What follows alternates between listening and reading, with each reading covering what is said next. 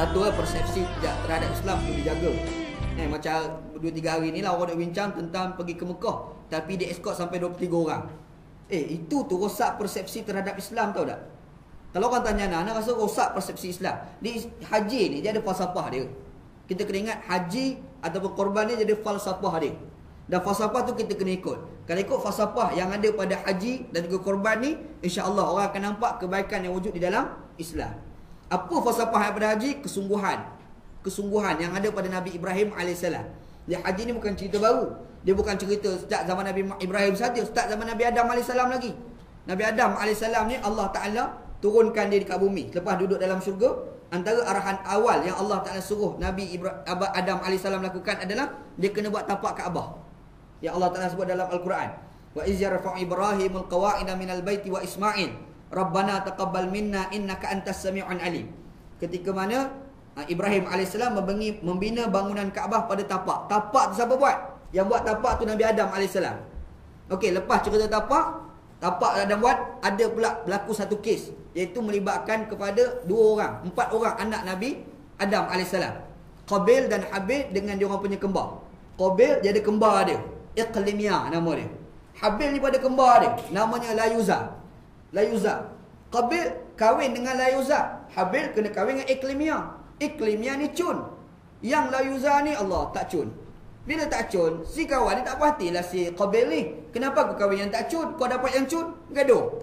Lalu bila bergaduh, Allah Ta'ala nak tahu siapa yang paling ikhlas. Allah Subhanahu Wa Ta'ala arahkan 2 orang ni perlu berkorban. Jadi Habil tu berkorban. Dia berkorban dengan binatang ternakan yang dia bela. Allah Ta'ala terima. Qabil binatang tumbuh-tumbuhan yang dikorban, Allah Ta'ala tak terima. Dia tak puas hati, dia pergi bunuh Habil. Habil mati dibunuh. Yang membunuh tu adalah Qabil. Ni cerita ni Allah Ta'ala gambarkan di dalam Al-Quran. Ini cerita dia. Itu sejarah korban yang pertama dalam sejarah manusia. Kemudian merebak pada zaman Nabi Ibrahim AS. Zaman Nabi Ibrahim AS ni pula bukan sekadar Allah Ta'ala suruh Ibrahim buat Kaabah, suruh sembelih pula anak nama Ismail AS. Ibrahim ni susah anak. Dah ada isteri nama Siti Sarah, tua kediri tak ada anak. Kahwin pula seorang perempuan, dapat anak nama Ismail. Dah dapat anak, Allah Ta'ala kata kau kena sembelih anak tu. Berat Syekh sekali. Tak payah cerita ke Nabi Ibrahim. Kalau kita lah lama sangat anak, tiba-tiba dapat anak suruh sembelih, menengung panjang pokok kita ni. Tapi Nabi Ibrahim AS hati dia telus dengan Allah Ta'ala. Dia yakin dengan Allah Ta'ala, dia sembelih juga anak dia. Tapi walau bagaimanapun Allah Ta'ala gantikan Nabi Ismail AS tu dengan seekor kibas. Alhamdulillah. Mana cerita kesungguhan hati. Apalagi jalan nak berjalan pergi sembelih anak Nabi Ismail, nampak setan pergi pujuk. Dia pun lontar jumrah. Ambil batu baling setan tu kan. Baling setan. Ingat, baling setan dengan batu tau.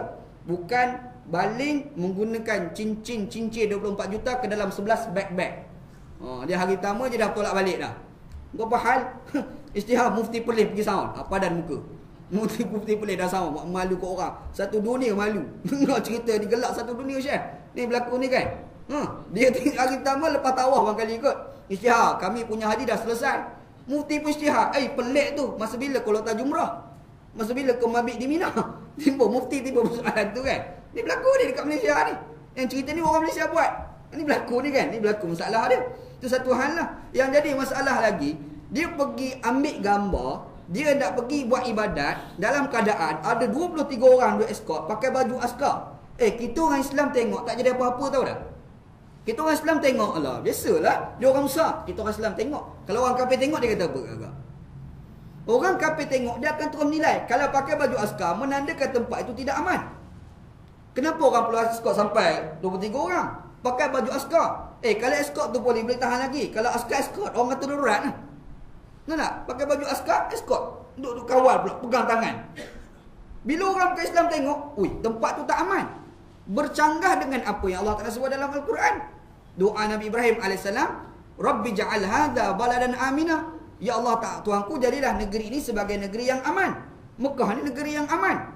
Tiba-tiba kita melakukan tindakan menyebabkan orang bukan Islam melihat, macam tak aman pula Mekah. Bercanggah dengan apa yang diajar di dalam Al-Quran. Rosak persepsi orang terhadap Islam. Salah faham terhadap Islam ni, nak salah pada orang kafir pun silap juga kadang-kadang.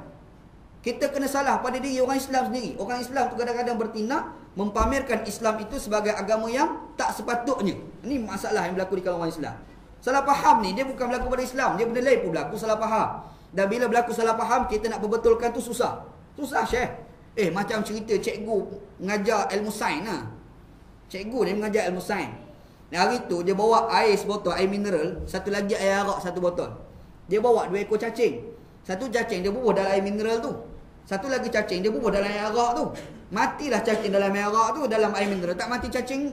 Lepas tu dia pergi tanya anak-anak murid dia, apa maksud yang kita buat ni, yang saya buat ni? Anak murid semua sepakat mengatakan, kalau kita nak mengelak daripada cacing, maka minumlah arak. Betul ke faham macam tu tu? Tak rosak kefahaman dia. Walhal yang cikgu tadi dia ajar, dia nak bagi tahu kepada kita, jangan minum arak, bahayanya arak sampai cacing pun mati.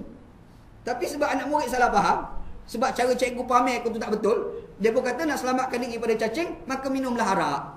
Dia pun bila ada anak kecil, dia pun beli arak bagi. Sebab takut budak ni kena cacing. Tak rosak pemahaman tu.